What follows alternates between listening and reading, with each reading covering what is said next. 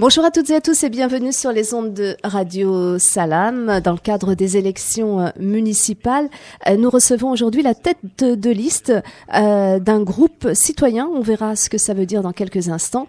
Agir pour Vaux-en-Velin. Stéphane Bertin, bonjour. Bonjour. Donc vous êtes tête de liste. Vous ne vous définissez pas comme un parti ? Non, nous ne sommes pas un parti, nous sommes une liste citoyenne. On s'est présenté déjà en 2014, donc c'est un groupe d'habitants qui n'a pas de parti. En fait, on est des habitants. On a créé d'ailleurs une association tout de suite après l'élection de 2014 qui regroupe l'ensemble des personnes qui se sentent avant tout vaudaises et pas membres de parti. Alors on a des gens qui sont évidemment plutôt un peu à gauche, plutôt un peu à droite, d'autres qui sont du centre, et puis d'autres qui n'ont pas de connotation politique, et voilà, on se définit juste vaudais et on veut faire des choses pour Vaux-en-Velin. Alors vous êtes né à Vaux-en-Velin, vous m'avez précisé que vous venez d'avoir 53 ans. Vaux-en-Velin, c'est votre ville, vous voulez vous investir encore plus ? Alors Vaux-en-Velin, c'est ma ville de naissance. J'ai toujours vécu à Vaux-en-Velin et c'est une ville qui mérite vraiment qu'on s'intéresse à elle. Et c'est une ville qui a toujours été un peu, enfin depuis quelques années, un peu mal vue. Et pourtant, elle n'a que des atouts. Elle est à mi-distance entre la gare de la Pardieu et l'aéroport de Saint-Exupéry. On est tout de suite à côté des autoroutes, des moyens de transport routier. On a le grand parc, ex-parc de Miribel, juste à côté. Et c'est un emplacement incroyablement bien, avec des difficultés qu'on a vues dans les années à partir des années 70. C'est en particulier qu'on n'a pas eu de moyens de transport au nord, de moyens de transport structurants, et le fameux métro qui était prévu et qui devait arriver au moment de la construction de la ZUB dans les années, donc il était prévu sur les plans de 1965. Eh bien, il n'a jamais été réalisé, c'est-à-dire qu'il s'est arrêté à Bonnevet. Il n'a jamais traversé le canal. Et l'histoire de Vaux-en-Velin, je pense, aurait été toute différente si on l'avait réalisé et si, les uns après les autres, les maires s'étaient battus pour le faire. Et la dernière chance qu'on a eue, c'était en 2015, quand on a fait le plan de déplacement urbain, où nous, on avait demandé que, évidemment, on prévoit le passage du tramway, et malheureusement, notre maire actuel et puis les élus qui se chargeaient du dossier n'ont pas poussé pour qu'on l'ait. Donc, on va devoir attendre encore. On est parti pour 5 ans déjà. Et puis, alors, voilà. Justement, et donc, on se bat pour ça. On l'a compris, vous portez le projet du développement du transport à Vaux-en-Velin. Quels sont vos autres projets ? Quelles sont les grandes lignes de vos promesses électorales ? Alors, le problème, c'est que j'aime pas parler de promesses. On va plutôt dire projet, parce que les promesses, projet, c'est toujours engagement. Voilà, c'est toujours promesses. On dit toujours ouais les promesses, mais alors finalement, vous avez pas réalisé toutes vos promesses. Non, c'est pas des promesses, c'est des projets qui sont vraiment réfléchis. Qu'est-ce que vous souhaiteriez mettre en place ? Alors déjà, on a un gros souci de sécurité, de tranquillité publique à Vaux-en-Velin. C'est clair, on n'a pas assez de policiers municipaux. Une ville comme la nôtre devrait au moins avoir 50 policiers municipaux, puisque c'est 1 pour 1000 habitants. Donc on devrait au moins en avoir 50 et on devrait même en avoir plutôt 60. Après, il faut pas rentrer dans la démagogie, en promettre 100 comme certains le font. C'est du baratin. Et puis, il faut aussi avoir des renforts de police nationale, parce que la police municipale ne peut pas assurer la sécurité publique. C'est la police nationale qui doit l'assurer. Donc, on doit avoir aussi plus de moyens en police nationale. Et puis, il faut que les deux polices travaillent ensemble. Mais il n'y a pas que ça. Il n'y a pas que la police. Donc, la sécurité, le transport. Mais pour assurer la bonne tranquillité, la sécurité, il faut aussi des médiateurs pour aller vers les personnes qui sont en difficulté, qui occupent l'espace public. Il faut se réapproprier l'espace public. Donc il y a à la fois une combinaison entre la police nationale et municipale et puis des médiateurs qui doivent faire en sorte que les choses avancent. Ça c'est la deuxième chose. Troisième chose, c'est l'éducation dans les écoles. Il nous faut un vrai plan d'éducation du territoire qui soit vraiment monté, créé en collaboration entre les enseignants, les parents, les services de la ville, pour faire en sorte que on ne soit pas simplement dans la construction et dans le bâtiment et dans le béton qui monte dans la ville pour construire des écoles. D'ailleurs, pas très bien dans le dernier mandat, parce qu'on a vu une école Beauvry qui a été construite et qui a ouvert avec 9 mois de retard, 600 000 € de dépassement. On a une autre école sur une décharge. Bon, c'est pas très malin, mais bon, c'est parti comme ça, et puis on se fera contre mauvaise fortune bon cœur. Mais en tout cas, on veut nous surtout travailler sur qu'est-ce qu'on fait et quelle est l'éducation qu'on donne aux enfants et les projets qu'on peut faire dans les écoles. On a évidemment, et je dis évidemment parce que tout le monde en parle, mais nous, on le porte depuis toujours dans notre cœur, c'est l'écologie et l'environnement. On aura un maire qui sera non seulement à 100%, comme on le dit souvent, parce qu'il n'y aura pas de cumul. Je n'irai pas ailleurs, je n'irai pas à la métropole, je n'irai pas m'amuser à me présenter au sénatorial et compagnie. Je serai à Vaux-en-Velin à 100% et je m'occuperai d'écologie. Je serai maire si les électeurs me choisissent dans quelques jours. Je serai maire à 100%, chargé de l'écologie, et chaque adjoint sera chargé par exemple de l'éducation et de l'environnement, sera chargé de la sécurité publique et de l'environnement, et on sera tous chargés de l'environnement. Et puis, un de mes dada, si je puis m'exprimer ainsi, c'est la participation des habitants. On a aujourd'hui une ville où, on le sait, puisque le taux d'abstention est énorme, dernières européennes, 80% d'abstention. Alors, au-delà des listes électorales qui sont pas très, c'est les très bien européennes tenues, aussi. Oui, c'était les européennes, mais on espère atteindre 50% de participation. Est-ce que nous obtiendrons 50% de participation? En plus, avec le coronavirus, c'est un petit peu compliqué. Mais bon, voilà. Donc moi, je me bats pour que les habitants participent. Et aujourd'hui, on a mis en place des conseils de quartier qui, malheureusement, ne fonctionnent pas. On a, dans les réunions plénières des conseils de quartier, quelquefois 5-6 personnes. Quand vous réunissez un quartier de 4, 5, 6 000 personnes, vous faites une réunion publique et il y a 5 ou 6 personnes qui viennent. Il faut vraiment redynamiser ça. Et il faut surtout travailler sur la construction de la politique publique. La politique publique d'une ville ne doit pas être faite seulement par quelques élus éclairés qui savent ce qu'il faut faire pour les autres. On n'est pas dans un centralisme démocratique qui vient avec des personnes qui savent mieux que les autres. Les habitants connaissent leur quotidien et savent ce qu'il leur faut aussi. Voilà. Et en particulier, on va travailler très vite sur la construction, sur l'extension du Palais des Sports, puisqu'aujourd'hui, par exemple, on n'a plus de créneaux. Ça fait 6 ans qu'on n'a rien fait pour le sport à Vaux-en-Velin. Et donc, il faut absolument qu'on puisse faire des choses. On va récupérer du budget du pétanquodrome pour travailler à l'extension du Palais des Sports. Merci beaucoup, Stéphane Bertin. Je rappelle que vous êtes tête de liste, votre groupe Agir pour Vaux-en-Velin. Et nous allons recevoir les autres personnes qui font partie également de votre liste. Absolument, on est une équipe et c'est pour ça que je tiens à les remercier de leur présence. On est une équipe au service de Vaux-en-Velin, une équipe de compétences variées, diverses de tous les quartiers. Merci. Toujours sur cette liste Agir pour Vaux-en-Velin, eh bien, j'ai avec moi Tahar Hoho. Bonjour. Bonjour. Alors, vous soutenez la candidature de Stéphane Bertin, donc qui est tête de liste de ce groupe. Vous, ce qui vous intéresse, c'est le rayonnement de la ville et du tourisme. Alors, ça paraît surprenant pour Vaux-en-Velin, faire du tourisme à Vaux-en-Velin. Et oui, et pourtant, je ne suis pas le seul à s'intéresser à ce sujet. Nous sommes très nombreux à Vaux-en-Velin parce que nous sommes riches d'un passé, riches d'un présent. Nous sommes dans une métropole qui aujourd'hui attire des gens du monde entier. Et malheureusement, les gens s'intéressent à Lyon parce qu'elle a été inscrite dans le patrimoine de l'UNESCO. Et Vaux-en-Velin, il la zappe. C'est un peu dommage. Pourtant, nous avons de quoi attirer les gens de France, de l'étranger. Nous avons quand même la plus grande partie du parc Miribel-Jonage. Nous avons un château, nous avons un très très bon conservatoire de musique, un bon centre culturel, un super festival de films francophones de courts-métrages. Nous avons un festival de jazz. Oui. Voilà, il y a de quoi vraiment attirer et nous sommes très bien placés sur la route des vacanciers, de ceux qui vont en Espagne, de ceux qui viennent d'Italie, en pèlerinage à Fourvière. Voilà. Donc nous avons pensé des projets qui on espère prise en charge par le privé. C'est pas la mairie de faire ce travail.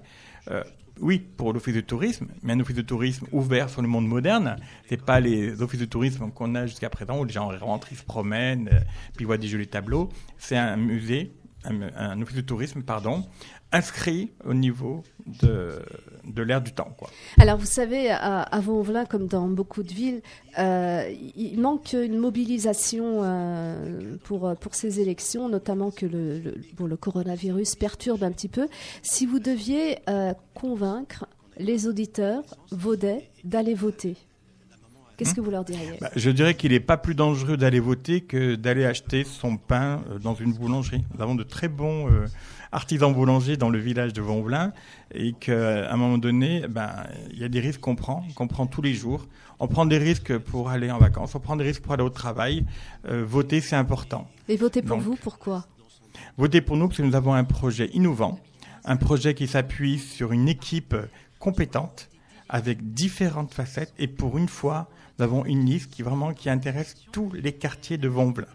Voilà. Tout le monde s'y retrouve et à un moment donné, il faut aller toujours de l'avant. Autre candidat sur la liste Agir pour Vaux-en-Velin, Magid Djiri, bonjour. Bonjour. Magid, vous avez 40 ans, Vaudet également, et vous vous intéressez particulièrement au logement social. Pourquoi ? Alors parfaitement, je m'intéresse au logement social car c'est mon domaine professionnel et c'est un domaine qui me passionne énormément. Et c'est un domaine aussi qui est assez complexe, donc notamment sur Vaux-en-Velin. Et c'est à ce titre que j'ai décidé de rejoindre la liste de Stéphane Bertin, car je sais qu'ensemble, tous ensemble, nous allons constituer justement de projets valorisants pour la ville. Qu'est-ce que vous souhaitez faire ? Il n'y a pas assez de logements sociaux, vous pensez, à Vaux-en-Velin ? Alors écoutez, la première des choses, je souhaiterais justement un rééquilibrage d'une ville normale. Ce qu'il faut savoir, c'est que sur Vaux-en-Velin, il y a un peu plus de 50% de logements sociaux. Et quand je parle d'une ville normale, ça peut être aléatoire, mais avoir environ 30% de logements sociaux. Donc augmenter l'accès à la propriété, augmenter des immeubles. Alors justement, actuellement, par exemple, sur Vaux-en-Velin, il y a des accessions à la propriété. Donc il y a aussi des réhabilitations. Alors, il y a différents types justement de logements sociaux. Il y a des logements sociaux justement, malheureusement pour les personnes qui ont des faibles revenus. Donc, ça se classe justement, il y a PLAI, il y a plus, etc. Faut les garder, et logements intermédiaires, oui, il y a des personnes qui n'ont pas forcément les moyens justement d'accéder justement à d'être propriétaires à un logement. Donc, malgré tout, les bailleurs font des efforts pour réhabiliter justement le patrimoine, notamment au Mas du Taureau, au Grand Bois et sur le quartier du Malval. Donc, ce qui manquait un peu à Vaux-en-Velin, c'était peut-être une mixité de ces logements. C'est-à-dire que tous les logements sociaux sont regroupés dans la ZUP.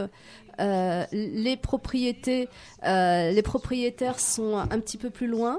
Il manque cette mixité. Alors, ça a déjà commencé il y a un certain nombre d'années à mélanger justement on appelle ça juste la mixité sociale, à mélanger les différentes catégories sociales, et ça marche plutôt bien.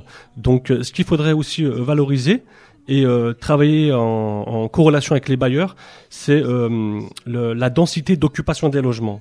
Alors, comme vous le savez, il y a des logements qui sont suroccupés, il y a des logements qui sont sous-occupés. On peut voir, par exemple, pendant le porte-à-porte avec Monsieur Bertin, on a été accueillis par des familles qui se trouvaient dans des T3 où ils vivaient à 7, voire même à 8. Donc, et d'autres appartements qui étaient occupés, donc dans des T4, voire même T5. Les parents sont à la retraite, les enfants se sont mariés, ont quitté justement la commune, ils se retrouvent tous seuls dans des logements justement qui sont très vastes. Donc, c'est essayer de rééquilibrer tout ça, travailler avec les partenaires et pourquoi pas mettre en place une bourse au logement pour faire un transfert justement d'appartement, un échange, exactement. Et une chose aussi qui est très intéressante et qui est aussi un fléau, c'est les punaises de lit. Les punaises de lit, j'ai constaté qu'il y a énormément de logements qui sont impactés. Travailler sur la désinsectisation et aussi lutter contre les nuisibles, les rats, etc. Donc ça c'est un point. C'est le rôle d'un maire ou d'une équipe municipale, tout ça ? Alors écoutez, ça peut impacter toute la population et ça peut même nuire à un bâtiment complet. Donc dans la mesure où les citoyens se trouvent sur le territoire, le premier magistrat de la ville doit veiller justement sur la santé de tous les habitants. Pourquoi vous êtes inscrit dans cette liste ? Qu'est-ce que vous souhaitez apporter ? Alors, très bonne question. Je n'étais pas forcément censé faire de la politique. J'ai été poussé justement à venir rejoindre l'équipe de Stéphane Bertin. Certains événements qui se sont déroulés. Je parle d'éthique et justement des déontologies politiques. Pourquoi ? Quand vous avez des élus quand vous avez des élus justement qui ne font pas bonne figure. On a eu des élus qui ont défrayé la chronique. On a eu des élus qui ont justement tenu des propos racistes, des propos antisémites. On a eu. Et donc c'est pour apporter une autre parole que vous voulez vous engager ? Savez, tout le monde nous regarde, tout le monde nous lit dans la presse. On ne peut pas souiller l'image de Vaux-en-Velin. Déjà que c'est pas facile d'être Vaudet. Si encore on rajoute à cela des soupçons, un élu qui a été soupçonné de viol, c'est encore plus grave. Donc je pense qu'il faut redorer le blason et essayer de donner une nouvelle image à une équipe municipale compétente et qui est en capacité justement de satisfaire la population, tous les Vaudais. Merci beaucoup. Je vous en prie. Autre candidate sur la liste Agir pour Vaux-en-Velin, Amina Milan. Vous êtes la seule femme ? Non, on est nombreuses. Stéphane Bertin a fait en sorte que la parité soit respectée. Donc il y a une femme, un homme sur toute la liste, sur les 43 candidats qui se présentent avec Agir pour Vaux-en-Velin. Alors Amina, vous êtes sage-femme hospitalière, vous travaillez sur les troubles mère-enfant. Oui, effectivement. Principalement, en fait, c'est la santé que vous portez. Et donc, dans cette liste, vous portez un projet santé. Quel est ce projet ? Alors, effectivement, je porte vraiment le sujet santé, tout en sachant, bon, c'est vrai que je suis sage-femme hospitalière, donc de formation quand même médicale, spécialisée en obstétrique. La différence, c'est que je me suis spécialisée en psychopérinatalité et je travaille dans une unité particulière qui s'appelle l'USAP, donc qui œuvre sur la prévention des troubles du lien mère-enfant. On accompagne des mamans vulnérables sur le plan physique, santé et psychique. Donc ça peut être des dames dépressives, ça peut être des dames bipolaires et j'en passe. C'est un travail de fond, donc de prévention contre les maltraitances. Donc on est dans l'observation. Et j'avoue que j'avais envie de porter ce travail du terrain au sein de ma ville. Pourquoi ? J'ai constaté que la population à l'hôpital où j'exerce vient malheureusement de ma commune et de l'Est lyonnais. Donc je me suis dit, attendez, il y a quand même un souci. Ces dames qui sont dans des situations vulnérables, de précarité, sur le plan social, sur le plan médical, il faut faire quelque chose pour elles. Parce que des fois, ces mamans se retrouvent quand même SDF dans la rue. Et il n'y a pas de suite derrière ou un accompagnement. Nous, on les accompagne sur le plan médical, mais des fois, elles se retrouvent avec un bébé, donc dans une position aussi vulnérable, à l'extérieur. C'est-à-dire livrées à elles-mêmes, sans qu'il y ait un hébergement quelque part. Certes, vous me direz, il y a les maisons les PMI, les maisons du Rhône qui vont œuvrer avec l'assistance sociale. C'est saturé. Et à des moments, c'est saturé et elles se retrouvent, elles retrouvent des fois des moyens de fortune où elles vont être hébergées. Concrètement, qu'est-ce que vous Alors proposez ? moi, sur le terrain, avec Stéphane Bertin, il y a eu un engagement où ces dames, si elles se retrouvent dans la rue avec leur bébé dans les bras, plan hivernal ou pas, on trouvera des appartements qui appartiennent à la commune, à la ville, pour les héberger, pour les accompagner et sur le plan social et sur le plan médical. D'ailleurs, il n'y a pas que ces femmes-là. Il y a aussi beaucoup de seniors sur notre commune, des personnes âgées, porteurs d'handicap également, avec mobilité réduite. Donc vous saurez qu'il y a quand même un centre médical qui s'appelle Jean Goulard, qui gère un peu les consultations de radiologie, de médecine générale, de gynécologie. Mais il n'y a pas que ça. Nous, on veut mettre en place une unité d'urgence. Une unité d'urgence pour des petites urgences primaires. Un exemple, j'avais dit ça. Un enfant qui tombe, qui chute, au lieu de l'emmener à l'hôpital femme-mère-enfant aux urgences pour 2-3 petites points suture, on peut le faire aussi en local. Voilà.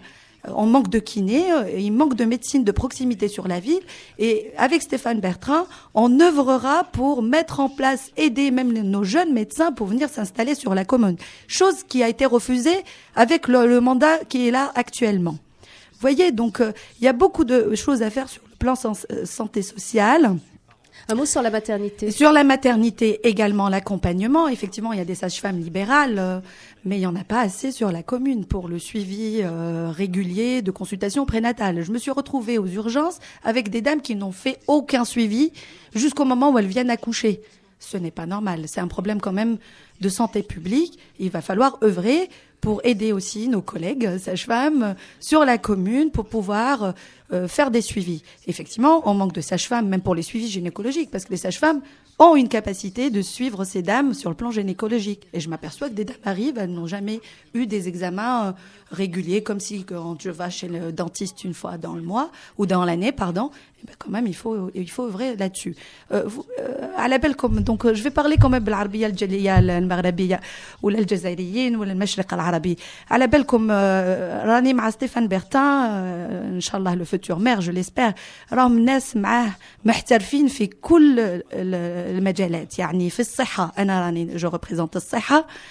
Il y a Majid qui représente un peu le côté social, l'urbanisme des logements sociaux. Tahar aussi, il œuvre aussi pour la citoyenneté et puis sensibiliser les enfants pour l'équité. Stéphane Bertin va œuvrer aussi pour l'environnement. Maintenant, on entend déjà nous, moi je suis parent élu à l'école Grand Clément par exemple, eh ben on sensibilise nos enfants. نقول لهم ردوا بالكم ترمي je sais pas un pot de yaourt ou l'emballage d'un gâteau, eh ben روح ارميه في la poubelle. On commence à les sensibiliser et les éduquer. D'accord? Donc voilà, on compte aussi, il n'y a pas que le volet santé médicale, il y a aussi الوقاية. الوقاية خير من ألف علاج. Et ça va être la politique qu'on va mettre en œuvre. Quand je vois des enfants à l'école, ah oui, كاين دراري des fois qui نخرج من l'école, ils ont l'emballage تاع le paquet de chips par exemple. Et je vois et je constate نشوف بلي راهم quand même الوزن تاعهم ثقيل. Donc c'est des enfants obèses à l'âge de عندهم سن 5 سنين 6 سنين 7 سنين. On a beaucoup à faire. Yani, au sein de المدرسة, de l'éducation, on peut نديروا déjà des accords مع المدرسة للوقاية باش نعلموهم باللي il faut une alimentation équilibrée. D'accord? Tout à fait. Donc, je rappelle aux auditeurs que vous faites partie de la liste Agir pour Vaux-en-Velin et que les élections sont ce dimanche 15 mars. D'accord. Donc, أنا تاكلين عليكم parce que حاليا effectivement عندنا مير اللي دارت des engagements اللي ما احترمتهمش. حبيت نقول لكم برك يا الجالية المغربية ما تقولوش باللي نسيناكم على بالي راكم تقولوا ولادنا ما صابوش الخدمة الوغ عندهم الدبلوم ديالهم باسكو نسكن في فونفلا ما صحليش لو بوست هذا je peux vous dire qu'on va œuvrer يعني نعاونوكم في كل المجالات que ça soit لأولادكم في المدرسة que ça soit في الصحة que ça soit في les relogements. Je sais qu'il y a des familles avec des familles nombreuses qui se retrouvent dans un F3 alors qu'on peut échanger des appartements.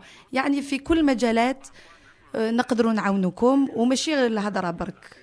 Allez-y voir le programme والبرنامج. وانا تاكلين عليكم يوم الأحد. Merci beaucoup Amina. Les élections auront lieu donc ce dimanche 15 mars. Allez voter pour les élections municipales. Merci beaucoup.